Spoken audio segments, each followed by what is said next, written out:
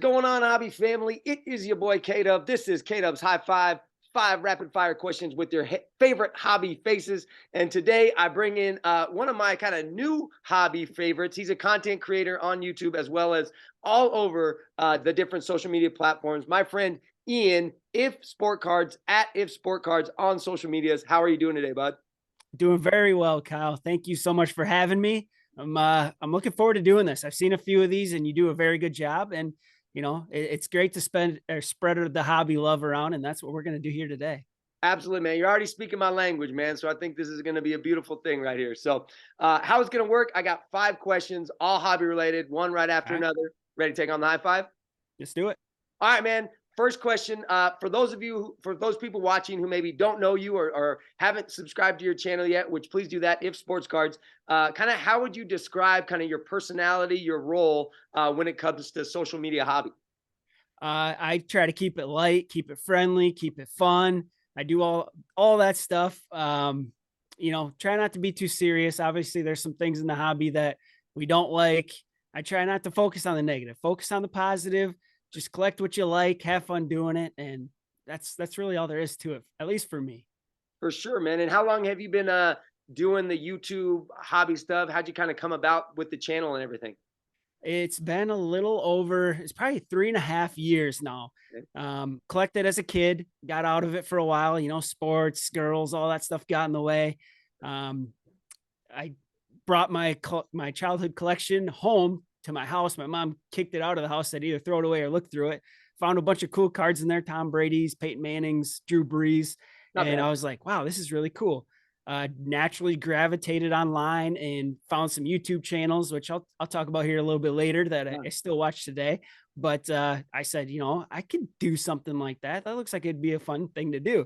Went and bought a pack of cards, ripped it open, and I was instantly hooked. Been doing it ever since, and I've loved every single minute. It's amazing how one pack can just kind of take you back to that childhood dream. It's truly an amazing thing. I don't know that there's any hobby like that. It's very, very true. You're exactly hit the nail on the head. Oh, all right. Well, second question for you. You kind of alluded to it a little bit, but if you were to kind of say some of those hobby influences, those people who kind of inspired you, maybe in your collecting or maybe even into the YouTube stuff, who would you credit as some of your hobby influences? Yeah, actually, it's actually still in the description box of my very first video. I have PC87. I think that was the first person I saw. He had a massive following, especially 3.5 years ago. He had a very, very big following. I know there's a lot of really nice, really good content creators out there now, but he's still one of the top ones. And his For brother sure. Cheddar Bob just kind of naturally gravitated to him after seeing PC87. Vikings 95. He was a Minnesota guy, local guy. I watched him a lot. Banff Breakers, who are some breakers over on Okay. Twitch, which I used to do a lot of video gaming, so I was on Twitch a lot. Okay. And then last but not least, and I think this is how I know you actually, Buck City Breaks. Yeah. Those are our dudes, right? Yes. Yes. Free shout out, Buck City Breaks. Let's go. They're actually an endorser of the high five, so they'll get double shout out today. So, That's uh, awesome. man, I love your list right there. And for anyone who's watching this, all those dudes except Vikings 95, I'm not familiar, but I'm gonna have to check them out. All those dudes have been guests on the high five. So if you're interested in learning their story about collecting, please scroll through the videos and check them out. So Yeah, we're gonna have to get Sam on here for you. yeah, absolutely. I'm gonna go sub to his channel, right? And then Vikings as well. So of course I don't even know how I don't know this guy. So, um, but absolutely, I mean Packers cards 87 for me, the same thing. I know I've shared with him several times, but him ripping product like gave me the experience of ripping product because guys like me, I can't get into floss, I can't get into National Treasure, but even Prism, but to see them Yep. do it, it was like I was kind of a part of it with them. So I got excited when they got excited. I So feel that. I feel that. and now you're doing it, man. So kudos to you. It's very Oh, we're good. not opening National Treasures or Flawless around here. We keep it retail, but Not yet, not yet. Oh, all right. Well, let's talk about a little bit about collecting cards. When you think about kind of your Grail card, that card that you've always wanted, or maybe you got it and you're going to keep it forever till the day that you die. What is that Grail card or item for you, and why? I do have a Grail card, and I actually made a move on it at one time Okay. before. It is the George Kittle. I'm a big George Kittle fan. Iowa Hawkeyes, 49ers. He hits Yeah. both of those. So massive George Kittle fan. His Contenders Optic rookie ticket gold vinyl. Okay. It's a PSA 9. It is currently listed for sale on eBay. I think he has it up for like 15,000 or best offer. I made a play at it. I asked him, what are we looking at here? Can we make a deal? And unfortunately, we're a little too far apart. He did buy the card kind of at the height of the hobby, so he's got a lot invested into it. I Yeah. understand, but that would probably be my Grail card. Oh man, I would ask you how far off you were, but I don't need to know that stuff. So, but I think the challenge is right now, especially when for people who are buying, a lot of people bought at the height, and so their money invested in their cards is a lot more than maybe what a card is actually worth right now, and they're wanting to recoup, and you're wanting to buy it what it's at. So it's a really tough balance right now, I would say, for It's a lot of tough. people who are buying and Yeah. selling, I guess, as well. Yep. So, No, that is exactly it. It's tough. People don't want to sell for a loss. hmm, But sometimes you might just end up getting stuck with it, which I think this particular person was okay. Massive 49ers fan, loves sure. George Kittle. So, if it stays in his PC, he wasn't too upset about it. He said it Right. would take quite a large amount of money to get it out of his PC, and I understand. So Well, I might have to settle for a Contenders base version of George Kittle in a PSA 10. That might be what I do. fair enough. I mean, we can always settle in our collecting, I guess. So, Right. and who knows? Maybe one day it'll find its way into your collection. Maybe, maybe.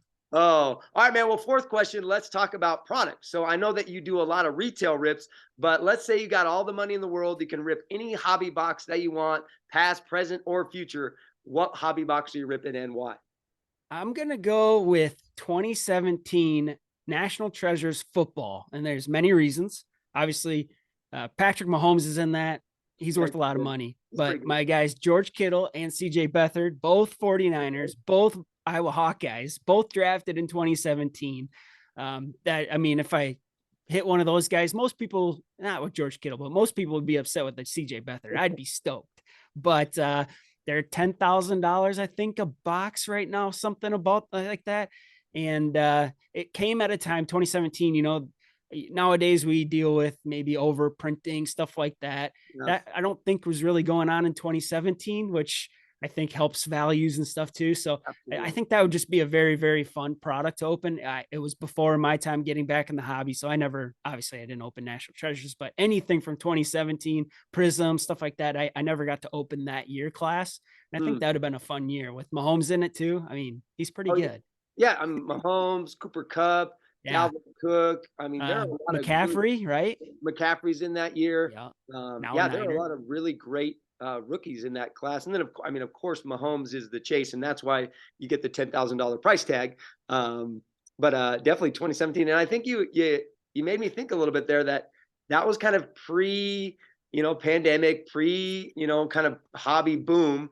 And so the cards in the inserts and the numbering, like, it wasn't all Right. everything. I mean, the chases, even the rainbows then were still pretty limited. 2018, 2019 is when things get a little bit crazy in Prism. So, Yep. um, Yep. right on. All right, man. Final question for you. You got, Wife Pack Wars, which I love, by the way. You got the top 10 of cards of the week, retail reviews. You got retail runs, all these kind of, I don't know, a series or kind of Yeah. things, video series that you've built on YouTube. But let's speak a little bit to someone maybe who's newer to the YouTube community or just content creating in general. Kind of what advice would you give to someone who's kind of looking to get into creating hobby content for themselves?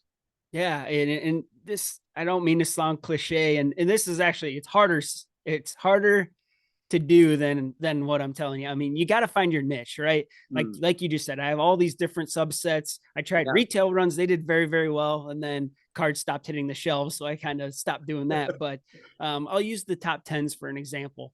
I now have a family. I have a wife and a son.